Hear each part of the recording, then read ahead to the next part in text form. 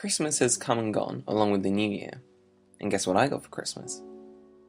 Around this time, you'll probably watch films that relate to the season, from Home Alone to Die Hard, yet on the spectrum of anime, not much material focuses on Christmas.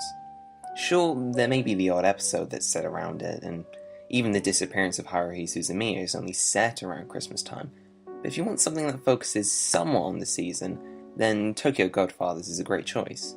A 2003 feature film directed and written by Satoshi Kon and Keiko Nobumoto, with Madhouse behind the animation. It's Christmas Eve. As the city is slowly calming down, a group of three homeless people are bound together by their situation.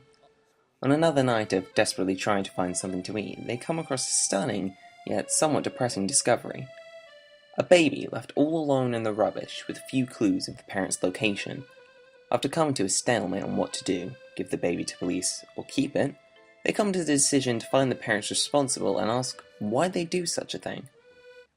So, the rough plot's laid out from then on, as it's as simple as getting from point A to point B. Pretty hectic and difficult journey, yet they go through a mix of adventures that test their willingness to continue. Tokyo Godfathers is a comedy, and a lot of laughs come from the interaction of the three mains, along with the ridiculous and absurd situations they get involved into. Comedy is pretty subjective, so depending on your own taste, this may not be for you. There isn't a whole lot of profanity, so you'll be relying on some slapstick character and surreal comedy. I'm not much of an expert in comedy, and it isn't one of my favourite genres, yet I still found myself laughing throughout. Probably due to the cast, who, if they were anybody else, the film wouldn't have as much of an effect as it did. Their personalities keep you watching, on top of the general intrigue of why the baby was left there in the first place. And, in all honesty, it really needs these uplifting elements. As while Tokyo Godfathers is a comedy, that's mainly due to the characters. The world is painfully cruel and realistic at points, reflecting the darker side of humanity, with people on the verge of suicide, others drowning their sorrows even further with alcohol and gambling, the homeless getting beaten to a bloody pulp, and people just generally being mean-spirited. These are issues that are a problem in Japan, so their inclusion isn't completely out of nowhere. Also, they act as a reminder of reality and something that challenges and brings our heroes together. They aren't there to be explored in depth, so if that's what you're hoping for, you're out of luck. These aspects all culminate to show a world that's difficult to live through unless you have support from others, and that's what the film's trying to say. Or at least, I think so. And if that's the case, then the Christmas setting is very appropriate. It's not to say it's flawless. I found that the pacing at times was a bit slow. Even though you're hopping from place to place, I felt that at some points it dragged on a situation that had already been exhausted. And speaking of exhausted, the relationship between the main three, while funny at first, did start to get quite repetitive when you've seen Jin and Hannah bicker for the upteenth time. There's also a large amount of coincidence that runs throughout. Now, this isn't like some Pedro Almodovar movie, but depending on your tolerance for such things, you may either be amused or annoyed.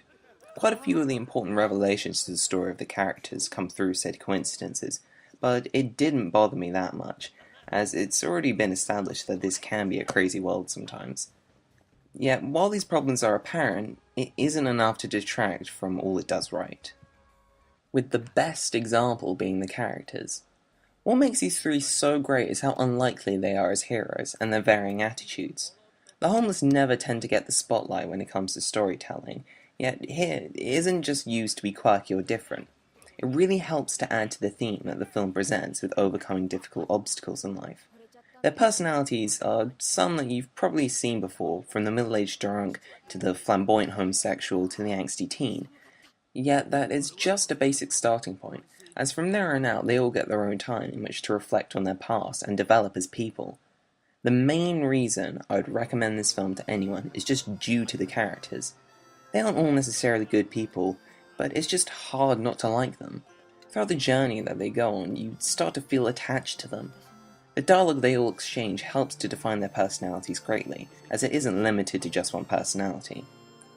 I know that it's basic writing 101 here, but their dialogue reflects the many aspects of them as people. There are side characters that obviously don't get as much attention, and I'd be lying if I said that some didn't outshine others, but that's to be expected. For the characters, there really isn't a whole lot to complain about. The important three all feel human and relatable, with important exchanges that help to flesh them out. They are so likable that you really want to see them succeed. The animation also really helps in creating this world. The art style used is a lot more realistic than most animes, and there's a lot of detail in all the backgrounds helping them to be fully realized. One thing to note is how fluid and over-exaggerated the movement is a lot of the time. I thought that this was a nice touch, as it was pretty unique and it helped in terms of expression, and in a lot of cases for the purpose of comedy. However, it isn't like this all the time, and in serious moments it knows when to calm down and focus on the smaller movements in the face. The animation is excellent, and I don't think it would have had the same amount of charm and warmth if it had any other style. The soundtrack was a mixed bag, with some memorable tracks and others that were quite forgettable.